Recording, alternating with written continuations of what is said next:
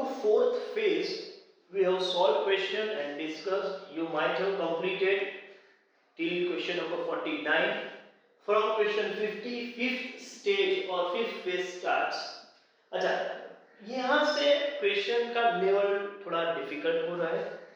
Fifth, sixth और seventh ये तीनों फेज के क्वेश्चंस डिफिकल्ट है. तो उसमें ज्यादातर क्वेश्चन तो मैं सॉल्व करूंगा, तो आप पूरा ध्यान दीजिए. यहां से शुरू करते हैं पहले question number 50. All of you read it very carefully. It is given a raised to p equals to b raised to q equals to c raised to r. एक इंफॉर्मेशन ये है.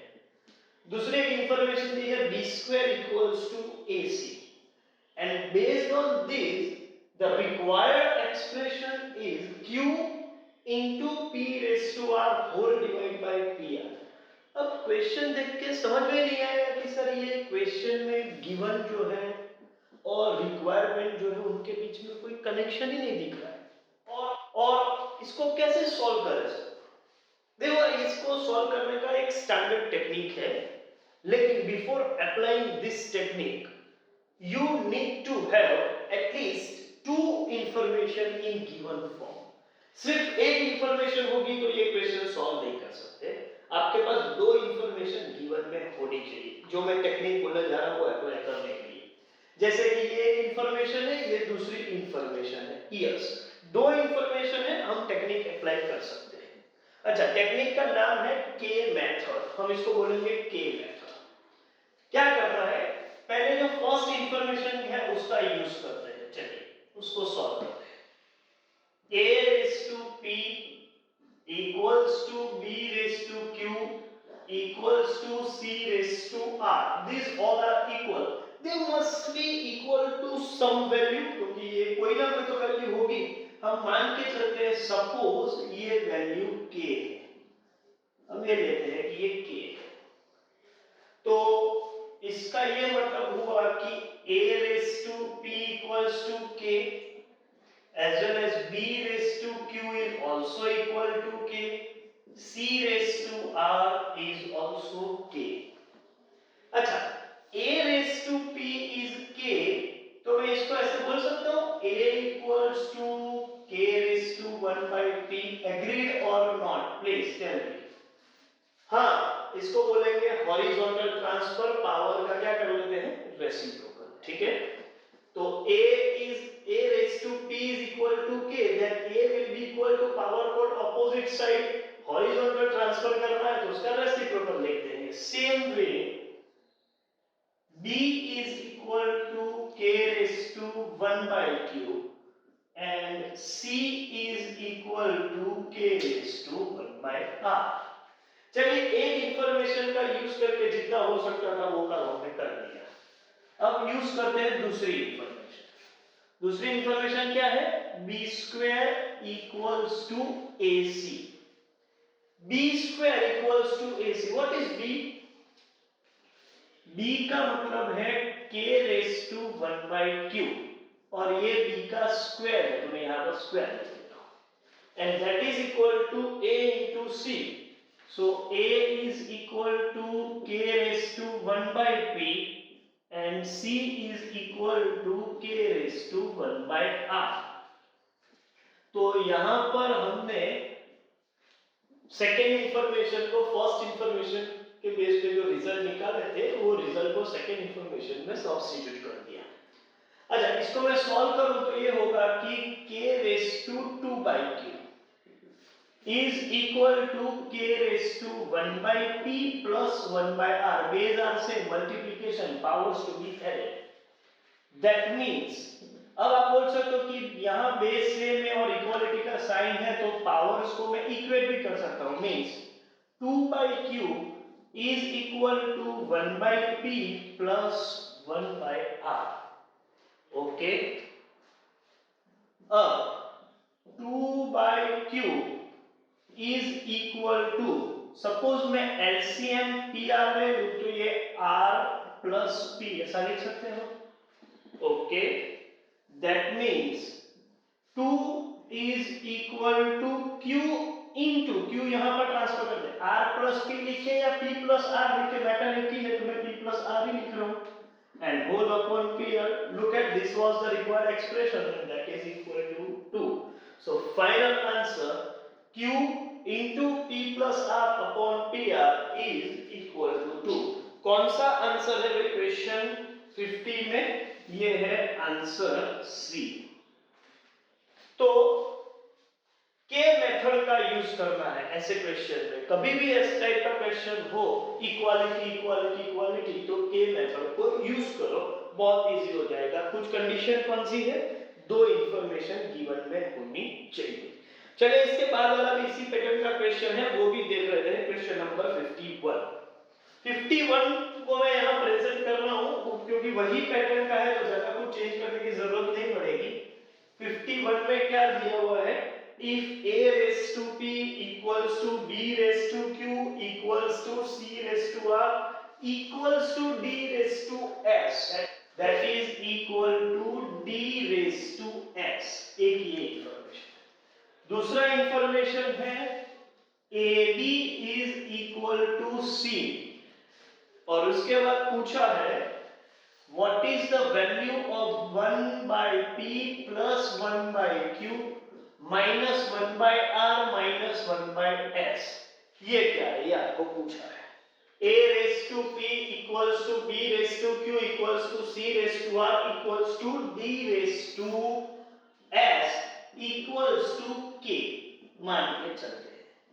इसका मतलब a b और c का तुमने पहले से लिखा हुआ था. d raised to s equals to k implies d equals to k raised to 1 by s. चलिए फर्स्ट इंफॉर्मेशन के बेस पर सब कुछ हमने निकाल दिया. अभी आगे नहीं बढ़ सकते तो सेकंड इंफॉर्मेशन का यूज करते हैं. सेकंड इंफॉर्मेशन है ab equals to c. अच्छा a क्या है भाई? k raised to 1 by p into k raised to 1 by q और cd में k raised to 1 by r into k raised to 1 by s.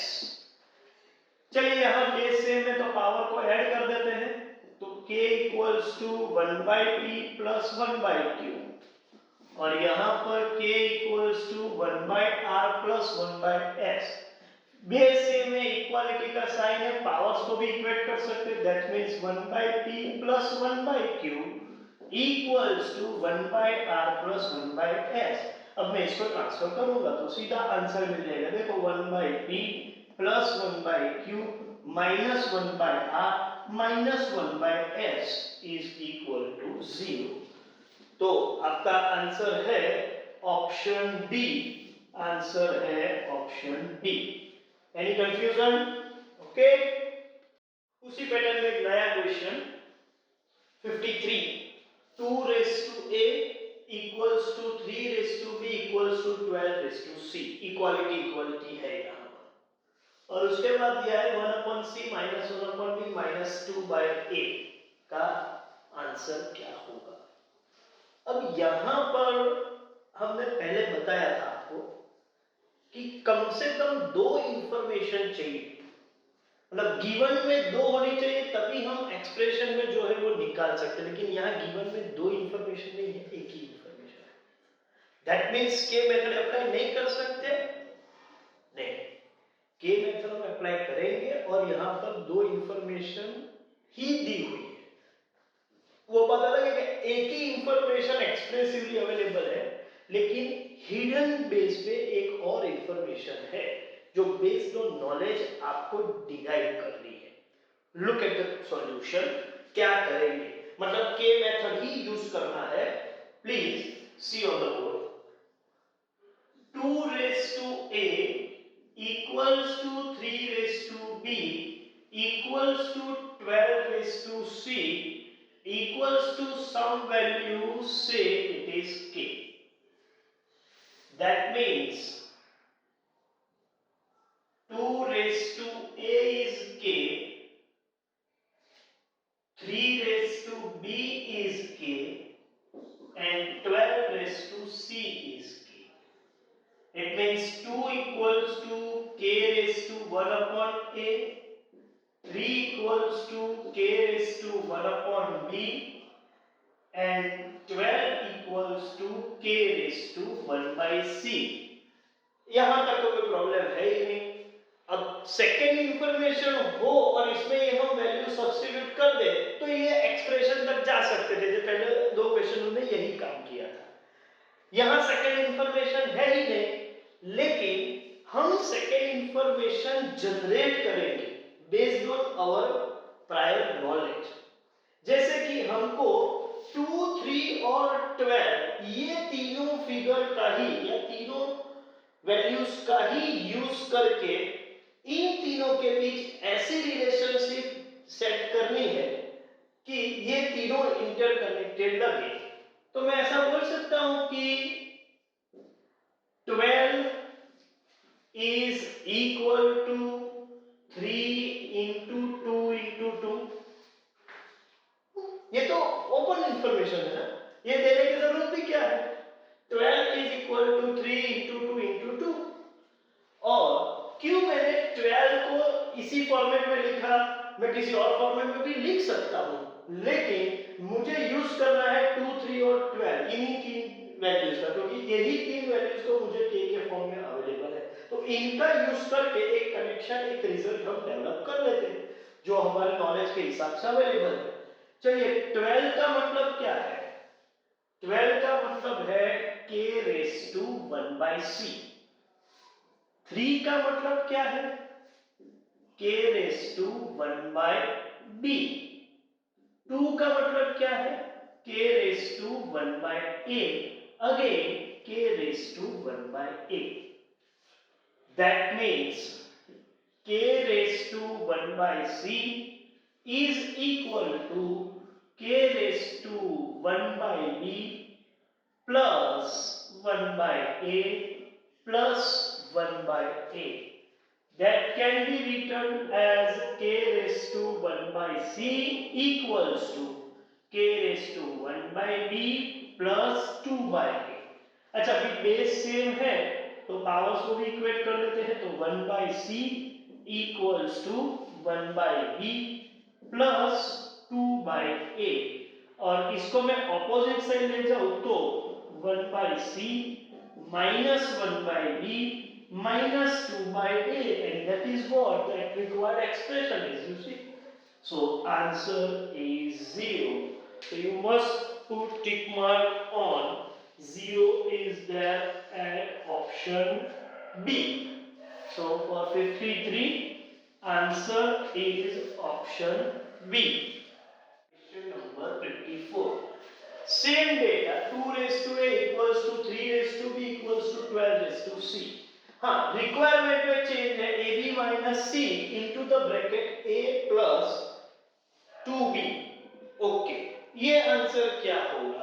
देखो टेक्निक वही apply करनी है, काम भी वही करना है, ठीक है।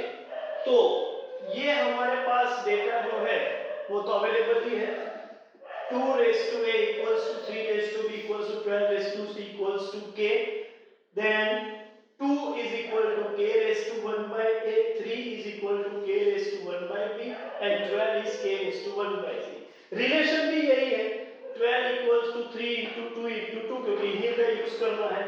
So till this level entire question will remain same। Change क्या हो रहा है? अब यहां से थोड़ा चेंज हो रहा है, वो देखते हैं। हमको जो चाहिए उस हिसाब से, मतलब रिक्वायरमेंट पे हमारी नजर होनी चाहिए, उस हिसाब से यहाँ चेंजेस करेंगे। तो मैं 1 by c को तो डिस्टर्ब नहीं करूंगा, लेकिन यहाँ एलसीएम ए भी ले रहा हूं। तो ये क्या हो जाएगा? a plus 2b। अब समझ में आया क्या है इधर? अब ये ab into 1 करेंगे तो ये हो जाएगा ab, और c को मैं यहां मल्टीप्लाई करूं तो c into a plus 2b।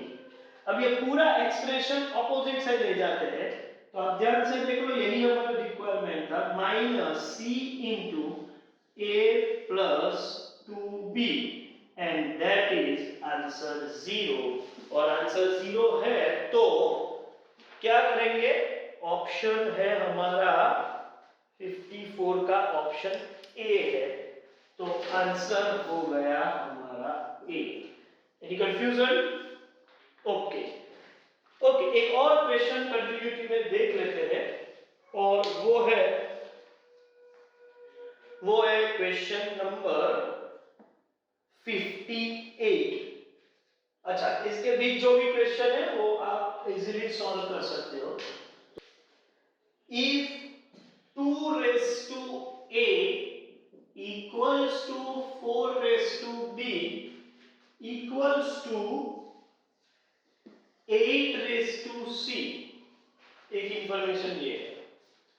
दूसरी इंफॉर्मेशन है abc is equal to 288, and based on these two information, required expression is 1 upon 2a plus 1 upon 4b plus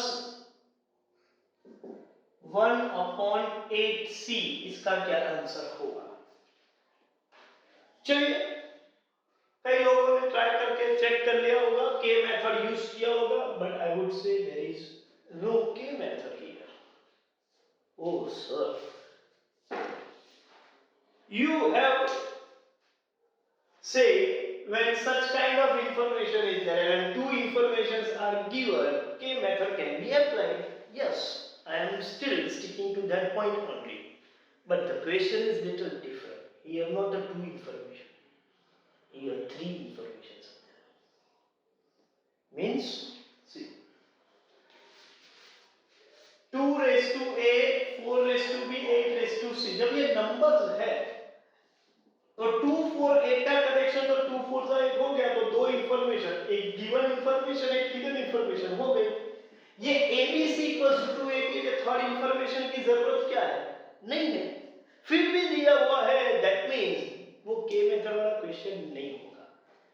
आप ध्यान से देखो, हर क्वेश्चन में जब दो इंफॉर्मेशन कब देते थे, जब बेस में जो वैल्यूज थी वो कोई नंबर नहीं था लेकिन अल्फाबेट था, जिसका कोई भी वैल्यू हो सकता था, अननोन अल्फाबेट्स थे। तो अननोन अल्फाबेट थे तो ab इक्वल्स टू cd या b square equals to ac ऐसा देना पड़ेगा, क्योंकि अल्फाबेट का इंटरनल रिलेशन क्या है हमको नहीं मालूम। लेकिन नंबर्स देते थे तो एक ही इंफॉर्मेशन देते थे, दूसरी हिडन इंफॉर्मेशन हम खुद जनरेट करते थे। यहां नंबर्स है तो दूसरी इंफॉर्मेशन देने की जरूरत नहीं है, फिर भी it is given, it suggests the method is little different. And now please pay attention. तो अप्रोच क्या होना चाहिए ये जरूरी है। क्वेश्चन देखा और सॉल्व कर दिया ऐसा नहीं है, you must go by certain approach। कब ये सॉल्व करना है, कब ये नई पैटर्न से सॉल्व करना है, ये भी ध्यान में लेना जरूरी है। देखते हैं, पहले तो ये रहा पहली information, 2 raised to a equals to 4 raised to b equals to 8 raised to c। अच्छा, मैं इसको ऐसे भी लिख सकता हूं, 2 raised to a, 4 means 2 square whole raised to b and 2 cube whole raised to c। और इसके हिसाब से देखा जाए तो एक और चीज हो गई, 2 raised to a equals to 2 raised to 2b equals to 2 raised to 3c। और जब ये बेस सेम है तो मैं ऐसा लिख सकता हूं, a is equal to 2b is equal to 3c। a is equal to 2b and 2b equals to 3c। अब ये तीनों इक्वल है, इसको किसी एक कॉमन फॉर्म में कन्वर्ट करेंगे। सपोज सभी को मैं b के फॉर्म में कन्वर्ट कर रहा हूं, दैट मींस पहले ये डेटा मैं यूज कर रहा हूं, a equals to 2b। इसका मतलब ये हुआ कि a is expressed in terms of 2b, लेकिन b is expressed in what, तो मुझे b चाहिए, तो मैं ऐसा लिखूंगा b is equal to, और you can say a is in 2b, तो keep it like that only, ये इजी रहेगा। आगे ले जाते हैं, a is expressed in terms of b, now 2b equals to 3c। इसको हम b के फॉर्म में लिखे तो क्या लिख सकते हैं, b is equal to 3/2c। a equals to 2b and b equals to 3/2c। That means c equals to what, 2/3b। तो a in terms of b as well as c in terms of b। अब b को तो change करने की जरूरत ही नहीं है, तो अभी मैं सेकेंड इंफॉर्मेशन का यूज कर रहा हूं, और वो है ABC equals to 288. A is equal to 2B, A की जगह पर हम लिख रहे हैं 2B, B as it is, और C का मतलब है 2/3 of B, 2/3 of B, and that is equal to 288. चलिए चेक करते हैं. 2 into 2, 4/3B cube equals to 288. Okay, so B cube equals to 288 into 3 divided by 4. इसको सपोज हम solve करें, then B cube is equal to I think 72 will be there. So B cube equals to 216. As we know, 216 is 6 cube. That means B equals to 6. So A is what? 2B. मतलब 2 into 6, 12. And C is what? 2/3B. So it is 4. So we have obtained values of A, B and C. Now whatever the required expression is, we can easily obtain. Things required are 1/2A plus 1/4B plus 1/8C. Substitute values of A, B and C just obtain over here. 1/2. What is A? Is 12. 1/4 into B. B is 6. Plus 1/8 into C. And this is 4. Okay. Then we can write 1/24 plus 1/24 plus 1/32. Take 96 as LCM. So 24 into 4 plus 24 4s are and 32 3s are. 4 4 8 plus 3. So final answer would be 11/96. So for our question number 58, final answer is 11/96 and that is given in option C. Okay. चलिए एक और question देखते हैं, question number 59. अच्छा 59 question भी आपको लगेगा कि के मेथड नहीं, ये के मेथड है ही नहीं. देखो x is equal to y raised to a equals to नहीं है, y equals to z raised to b and then z equals to x raised to c. What is the value of a into b into c? तो कोई के method की जरूरत नहीं है, आप सीधा एक काम करो, x is equal to y raised to a. But you know y is equal to what? Z raised to b. So substitute y equals to z raised to b in place of y. So it can be written as z is equal to a into b. Sorry, x is equal to z raised to a into b. But what is z? Z is x raised to c. So x raised to c into AB, it can be written as x raised to a into b into c. अच्छा ये तो x ही है ना, means x is equal to x raised to abc. So x raised to 1 is x raised to abc. Final answer a into b into c is equal to 1. कौन सा था question 59 and answer is option B.